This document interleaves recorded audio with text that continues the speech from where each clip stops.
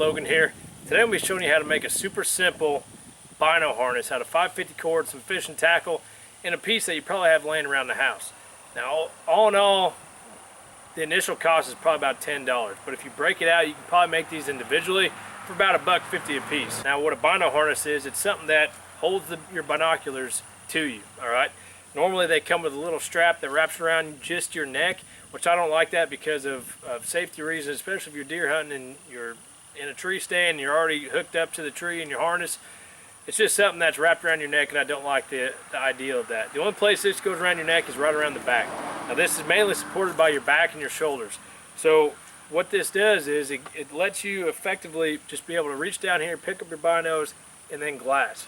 Now, good thing about having them right here, kind of low below your chest line right here, is that you can draw back and you can shoot your bow. And I've been practicing with my bow. This is the first time I've ever really ran a Bino harness per se.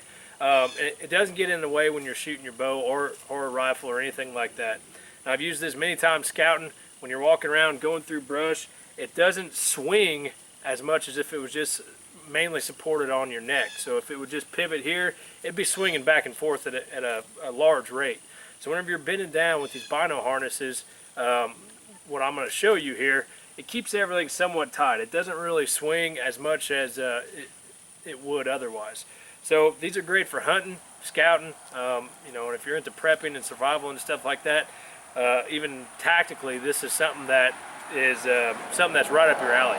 So with that being said, I'm going to show you the materials that's going to be used here and how you can make this for yourself. Need some 550 cord, roughly about, let's just say 10 feet. And then also, whoops, let's do that again. Also some barrel swivels that have the snap hooks on the end, okay? So what that'll do is that'll attach to the binos right there, if you can see it. And the other end will go on the 550 cord and be able to slide around. But it pivots in all different directions because it's a barrel swivel, so it works really good in this situation. The next thing you're going to need is one of these snap closures, or the spring closures.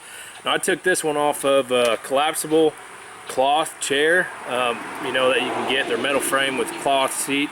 But yeah, the bag, I'm always losing the bags anyway, so I figured I'd cut these off and then just stick them in a drawer to when I can use them again. If you don't have access to that, you can go into like a fabric store or anything that sells stuff to make clothing, okay? So Walmart has that.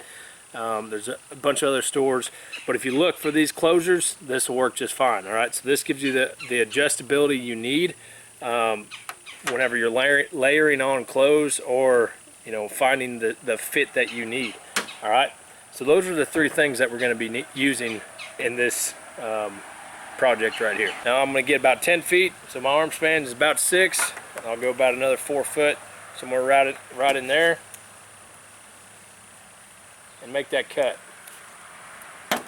Once you get your cut, what you want to do is you want to find center. Okay, so you take your two ends, match them up, go all the way down, and you find your center. And when you find your center, we're going to make a loop, all right, onto itself. So we're just going to take that tag and we're going to fold it over just like that, and then go through that little end right there, that hole that we just made. So we want a loop about that big, so we'll pull that tight, and that's about a 1/2 inch loop right there, so that's what we're going to go with. Now we're going to take a lighter. Chickens are going crazy over there. You might have heard our sheep earlier. So if we talk at the middle of this loop right here, we got 2 legs, and we're going to call these sections. All right, so what we're going to do is we're going to take our barrel swivels, all right, and we're going to use the end that has the circle on it, not the snap hook, all right, and we're going to put that 550 cord tail through that circle on that barrel swivel right there, all right, not the snap hook, that circle.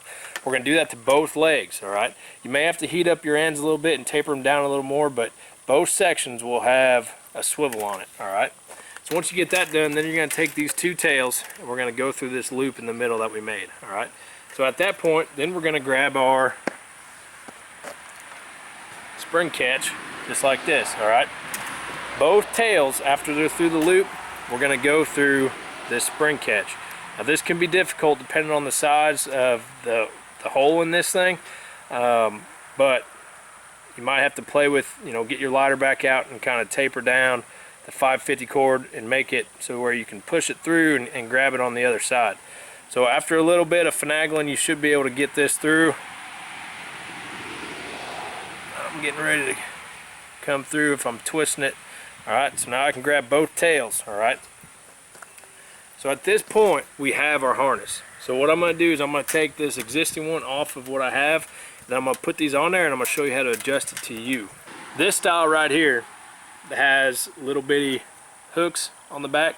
Alright, there's many different styles out there. For right now, I'm going to open up that hook, which all you do is you push it, unhook it from that little metal catch, and then you slide them over this piece and then hook them right back up. Alright, so when you look at this, I'll square up with the camera here, but you'll have two sides, alright, two big loops. So now what you're going to do is this piece is going to go over your back, and then your arms are going to go into each loop. Okay, so you'd stick your head over just like this, then your arms into the loop, and then bring it down. So this is how I adjust my binoculars. Right now they're kind of low and a little loose. So I'll bring it up to my face. If I got some play here, just like this, one, that's not going to be as solid and as steady, but it's hanging a little too low and too floppy when I'm sneaking through the brush and stuff like that. So what I do is I'll grab this end, all right, this spring catch that we made, and I'll make it a little tighter. All right, what you want to find is the place where when you bring your binoculars up to your face, all right, this stays kind of tight. What that's going to do is it's going to help aid your stability. It'll give you something to kind of push against and hold tight. Helo flying over. Now that helo flew over, I found a point where when I bring it to my face, they're somewhat tight. All right, and that's what I want, because what that does is it increases stability, because I can pull against my shoulders and against this strap, and it'll help me hold it rock steady. All right, if I'm just relying on my arms, every heartbeat that you have or every muscle twitch that you have is going to be shown into those binoculars. So if you really want to lock in tight, you can pull against your shoulders and you can hold a lot steadier. All right, so now we got a lot of tail back here. You can see that. So I'm going to take this off,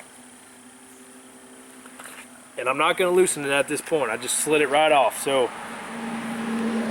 what I got here is I got about this much tail. What I want to do is I want to leave about a 6-inch tail, just to accommodate for cold weather layering. All right, so what I'm going to do is I'm going to leave about 6 inches, and I'm going to tie a knot.